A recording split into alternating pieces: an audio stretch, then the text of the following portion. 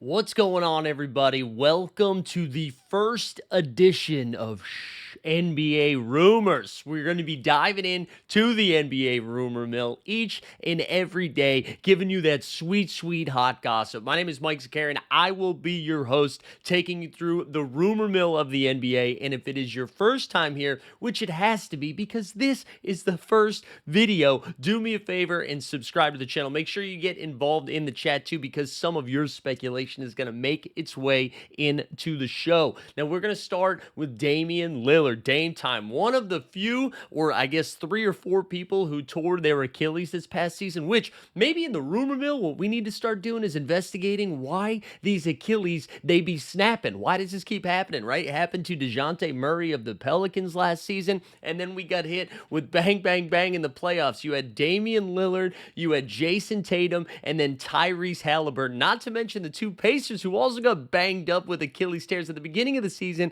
and Isaiah Jackson and James Wiseman. Although, if we're saying Isaiah Jackson and James Wiseman in the first minute of our first video, that might be a problem. So let's get away from them as fast as we can. But Damian Lillard, right? Aging part of his career, the Milwaukee Bucks were like, listen, we're not interested in paying you, although we are interested in paying you just kind of, a few million over the course of the next few years, right? So he remains on their books over the next 5 years. I believe it's $22 million a year. But anyways, Dame is now free to sign with whoever he wants. And the beauty of this is it can come at a cheap price. You might be hearing the rumors about Bradley Beal too. Like that could happen any day now, where he gets bought out by the Phoenix Suns and then he can choose a team, which might be the aforementioned Bucks, but honestly, the betting favorites are going to be the Los Angeles Clippers. But let's get back to Dame. Dame is going to have carte blanche, the choice of his whatever he wants when he comes back from an injury. Now, unless he's got that Robert F. Kennedy Jr. science going on in his surgery, my guess is that Dame is going to miss this entire next season. But that's not stopping teams from getting into the Damian Lillard sweepstakes, because this guy who normally makes like 35, 45, 50 million a year now is going to be signing probably a 1, 2, 3-year deal that's going to be very, very cheap. Maybe not vet minimum type, but just a cheap, cheap price. So here are some of the teams, most likely contending teams, right? Because Dame is on the back end of his career. Who knows what he's going to look like when he comes back from this injury, but still could be an all-star, all-NBA fringe player coming in on like a very cheap $5-7 million a year. But Dame also wants to be out there trying to compete for a championship, right? The first team that, and I'm surprised by this because this team famously cannot get free agents to come over to them, and that's the Boston Celtics. We already mentioned Tatum. He's probably going to be out for the season, right? Because he had that same Achilles snap, and now they might be in like tank mode here. They have Jaylen Brown, Derek White, Peyton Pritchard, but then you look at some of those centers they're going to be rolling out there. It's just ChatGPT names, right? Luka Garza, Nehemias Queta, Xavier Tillman. Some of you might be Googling right now saying, who are these men? So the Celtics are probably going to be in a tough situation in the East. We also have a loaded NBA draft coming next year, right? So what if this happens? The Celtics get like a top 10, top 12 pick in next year's draft. Then all of a sudden, Jason Tatum, who's already doing pool workouts, comes back and he's healthy. And now you add Damian Lillard to Jaylen Brown, who'll probably be coming off an all-NBA year since there's no Tatum, Peyton Pritchard, Derek White. All of a sudden, that Celtics team in a watered-down Eastern Conference is probably the betting favorites to get out of the East, not this coming season, but the next season, and challenge that OKC dynasty, which we can only assume is about to go down. So the Celtics are right up there. We also have that Tatum-Dame connection. Those guys are boys, so there is a chance that that is where he lands. Now, again, it's Boston. Boston can never get people to go there. So let's say the Celtics don't acquire Dame. What about the Golden State Warriors? What if they're running out an AARP 40 and over basketball team where you got Steph, Dame, Jimmy Butler, Draymond Green, and then who knows, maybe I'll be able to get a few minutes for that squad. But Dame and Steph might be one of the more electric three-point shooting backcourts in NBA history outside of, the last time Steph was paired up with the Splash Brother. Not talking about Buddy Hield, but I am talking about Klay Thompson. So Dame also rumored to be going to Golden State. We know he's from the Bay Area, gets him closer to the Pacific Northwest where he spent like his entire career in Portland. I think Golden State, again, The Western Conference, what's a little bit more challenging is how talented and deep that conference is. And even Golden State with Dame, I don't know if they would be betting favorites to come out of the West and play in the NBA Finals because you're still going to be dealing with OKC, the Denver Nuggets, who have been completely retooled, the Clippers, who kind of look a little scary. But the third team that I'm going to throw out there in the West that could be after Dame is also one of these teams who are going to have a shot to get out of the West this next season, and that's the Houston Rockets. So the Rockets made a couple of blockbuster moves, right? They get rid of Jalen Green, Dylan Brooks, and they go get Kevin Durant. So now you put KD in that lineup with Fred VanVleet, who has just been re-signed, right? You also have Amen Thompson, who's turning in this budding superstar. Tari Eason, a young guy. They signed all of these centers. They have Steven Adams over there, Clint Capella, and they also brought in another backup big that I'm totally blanking on right now. Oh, Alpi Sengun. They still have Sengun over there as well. I knew they had three.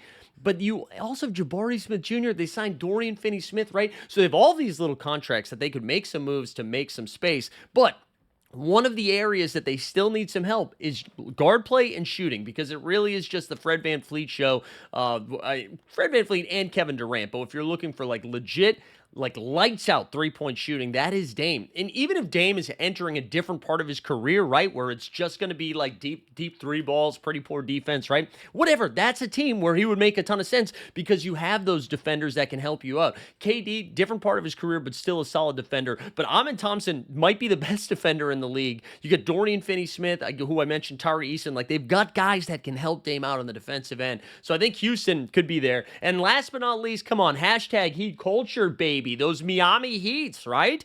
They wanted him so badly when he was leaving Portland. They wanted him so badly that the Miami Heat fans basically turned against the Portland Trailblazers fan base, being like, see, you could have gotten a better deal. Well, Milwaukee was a mess. I mean, Portland's doing just fine.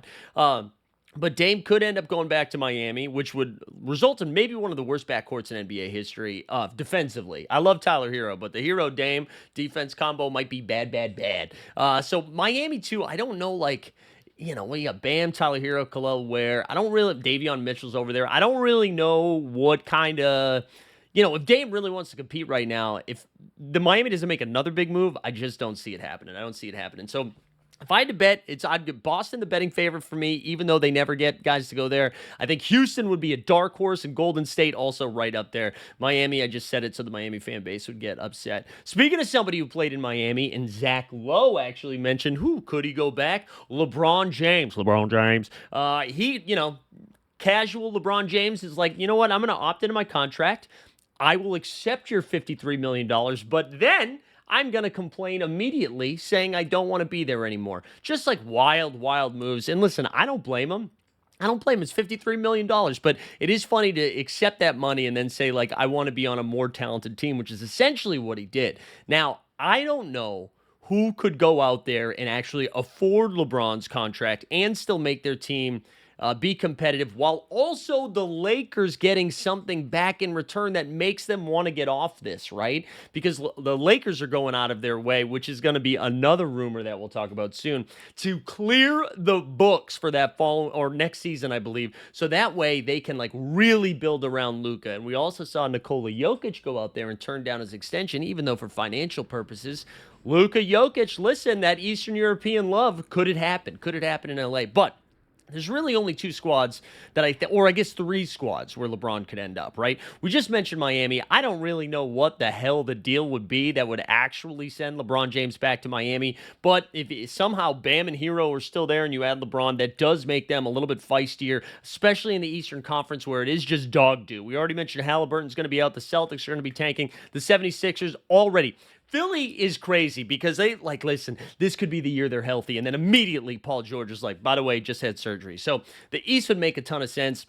We already talked about Golden State for Dame time, right? What about LeBron getting over there? We already know that the last trade deadline, there were rumors that Golden State and LeBron were having some convos saying, hey, is this the time? Is this the time we reunite the two GOATs of this era? I said era, LeBron James and Steph Curry. It would make sense timeline-wise, right? Because they're like LeBron is in his 40s now, Steph not too far behind. Do they try to make the move right now? Now, my guess is that sends Jimmy Butler back to LA. Kind of gives the Lakers the same problem that they already had, except it adds more money to the books because we know Jimmy Bucket's already just signed an extension. So I don't think that's likely. But the other one, and shout out LeBron. We start a rumor mill channel. LeBron's out here. He's like, I'll give you some rumors. In Cleveland, right after these statements happen, right after Rich Paul releases a statement being like, oh, I want my money, but I'm not super happy. LeBron goes to Cleveland, starts posting some stuff on the gram. Then he gets out there. And he's working out at the Cavs facility with the young guys. Not only is he working out, he's putting it on the grid. He's putting it on the grid. So is LeBron really trying to send a message? Now, I just got back from NBA Summer League. I saw LeBron there. He was supporting the Lakers. But why haven't the Lakers come out and said, like, hey, we're excited LeBron's back next year? Nobody has said a freaking thing about LeBron coming back to the Lakers. The longer that happens, the more I'm thinking, like, is this really going to go down? Are we really going to move off LeBron? And is somebody going to trade for him in his 40s? So the Cavs will throw them out there. They have the contracts to do it. Jared Allen and Garland for LeBron. Seems like they'd be giving up a little bit, right? Now, all of a sudden, you get Spida Mitchell, you got Evan Mobley, and then you get freaking LeBron. I don't know. Again, in that Eastern Conference, could happen. Could happen. So I like that one. The last rumor that we'll throw out there, and then we'll wrap up our first show ever, huh? The expansion. Ready? Everybody was like, the NBA is going to be adding 2 new teams. The only question is, where are they going to go? Now, Las Vegas. Of course, Vegas is getting one. We already get, like, the big brain rumor is that LeBron has already done a handshake agreement with Adam Silver, being like, I'm gonna get a little piece of this new team. Las Vegas, they have the Aces there. They're adding the Athletics over there in the MLB. We know they have the Knights. Summer League is there every year. They do the Cup there every year. It's like Las Vegas is getting a team. And then shout out our Seattle Supersonic fan base, right? You just watched the Oklahoma City Thunder win a chip. That's your chip. That's your team. But the rumors are that Seattle could be the second team. Mexico City gets thrown around there because Adam Silver loves that international action. But now, and that was a foregone conclusion we were getting those 2 teams. And then all of a sudden, the rumors start sprinkling. Bill Simmons from The Ringer is like, hey, I've got it on good authority that James Dolan of the New York Knicks doesn't want those new teams. And then, that Bill says some stuff sometimes. Him and Russillo vibe. It's like, how much truth is it? Then David Aldridge of The Athletic reports on a similar situation where there is now a faction of owners that are against expansion because, right, they know the media rights deal has already happened, and that's all cut up into portions. So if you add 2 new teams, now that piece of the pie gets a little bit smaller. Now, of course, when a new team gets in, usually each owner gets like a $300 or $400 million, whatever. It's just like a check being like, here you go. But then the bigger picture, the bigger piece gets a little bit smaller. So there seems to be, like, again, it was like a foregone conclusion. We were getting a Las Vegas team and a Seattle team, maybe a Mexico City team, and now, maybe not. Maybe not. So we'll have to stay tuned for that. But that's our first edition of the NBA Rumor Mill, baby. I appreciate everybody tuning in.